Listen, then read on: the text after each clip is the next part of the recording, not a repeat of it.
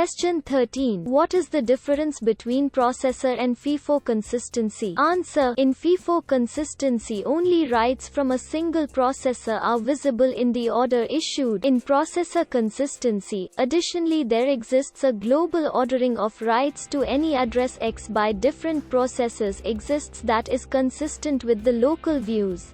Question 14. What is false sharing? Answer. Sharing of a cache line by distinct variables. As a result, performance issues come into play. If such variables are not accessed together, the unaccessed variable is unnecessarily brought into cache along with the accessed variable.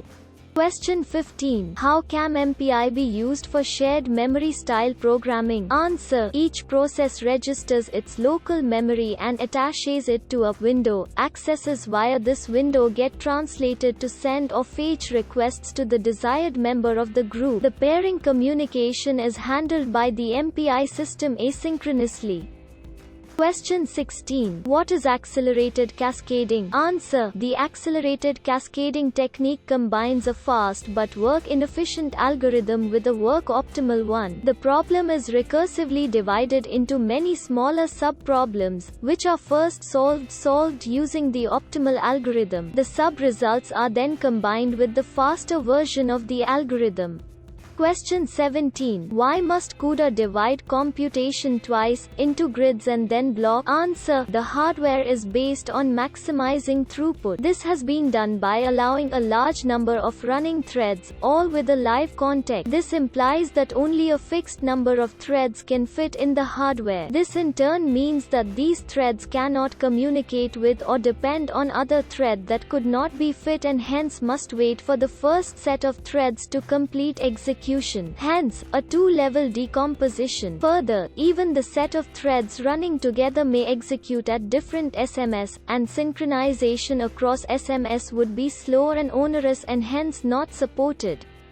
Question 18. How do memory operations in GPUs differ from those in CPUs? Answer. GPUs have a significantly smaller cache, making average latency of memory operations much higher. This requires many concurrent threads to hit the latency. Also, the shared memory can be used as an opaque cache in direct control of the programmer, making it possible to utilize the cache better in some situations. Further, because of SIMD warp instructions, multiple memory accesses are made per instruction. These accesses can be coalesced into a smaller number of real accesses, if the address set is contiguous for global memory or strided for shared memory.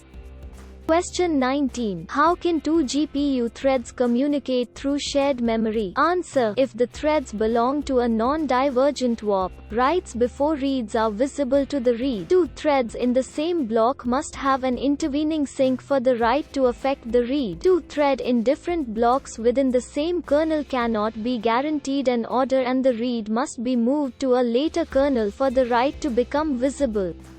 Question 20. How can prefix minima be found in O1 time? Answer. This can be computed by first finding all nearest smaller values first in O1 and then checking in O1 time for each element, using O(n) processor for that element, that largest index smaller than its own, whose element has no nearest smaller value on its left. The work complexity of O(n)(2) can be improved using accelerated cascading.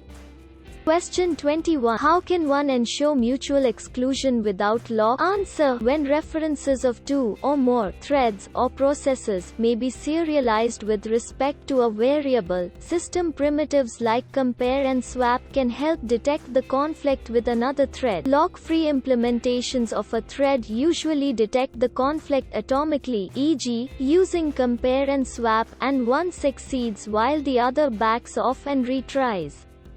Question 22. What is common CRCW PRAM? Answer. Parallel random access model of computation in which the processes can write to a common memory address in the same step, as long as they are all writing the same value.